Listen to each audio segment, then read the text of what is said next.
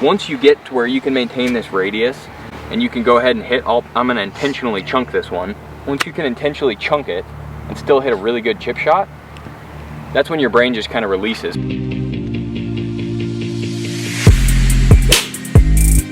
So I'm out here with my good buddy Blake Cannon, and we're going to talk today about overcoming the yips.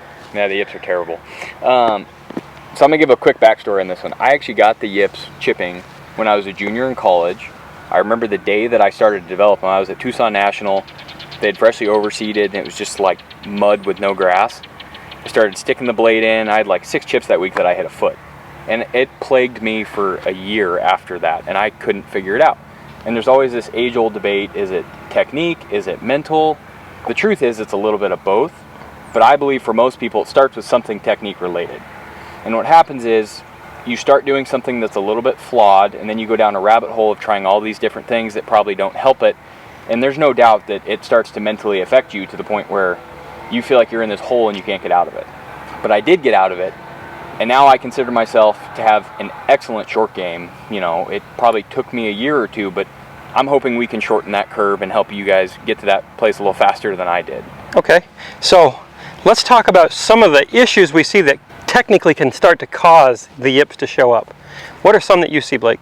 The primary thing that I see is people don't have radius control. Another way to say that is people start to develop a very V-shaped motion where the club's going up vertically fast and down vertically fast.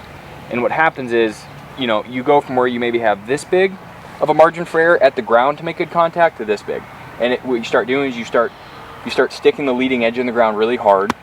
And then once you've done that a couple times, you start to kind of jump up and freak out, and then you put the middle of the blade on the golf ball, and then you feel like you're a lost cause. We've all seen it, and we've all probably done it. We've all done it, and it's one of those things that when you do, it puts that fear to hit another chip shot. When I felt like I was cured from the yips, is I got to the place where I would feel a little bit yippy, but my technique was so good that I would still hit a reasonably good chip shot.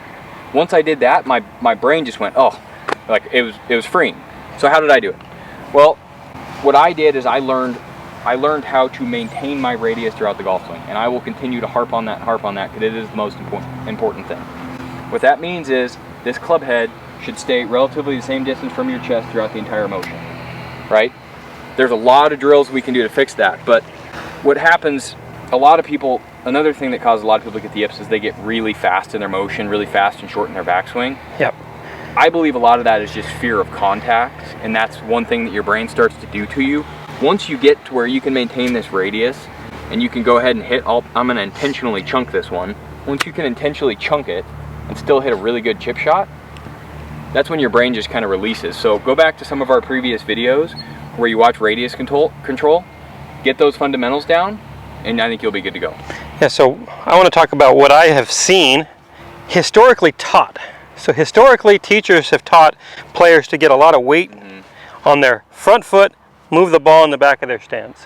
What does that do to my radius? It usually shortens it, and it makes my shape of my swing too much of a V, right? And then your leading edge is sticking in the ground. Yeah, so you can't hit that drop kick. You want to be able to hit kind of a drop kick wedge shot and not screw it up. 100%. When you can do that, then you're free. It's like, oh, I can't mishit it. I think that once you get the basic motion down, then there's a lot of nuances, right? How to hit different shots, how to set up, but that key fundamental is what ultimately stops the yips. So we mentioned earlier, one of the main causes could be too short of a backswing. What do you like to see as far as length of swing, and how do you decide what length swing to use? I think generally speaking, for most golfers, the longer, slower motion is going to be more productive for the majority of shots. That will help you with contact. How I decide the length of my swing in a short shot is strictly how high and how much spin I want the ball to have on it. If I want a lower shot, it's going to be a shorter and faster looking motion, albeit it's still going to be wide. But if I want a higher, softer shot, then it's going to be longer and slower. What I think causes most people who have the yips to get really short is they're using hands entirely to take the club back, rather than using the pivot of their body. Because what I see in the look is a lot of people just they kind of break their wrist down and their body hasn't turned at all.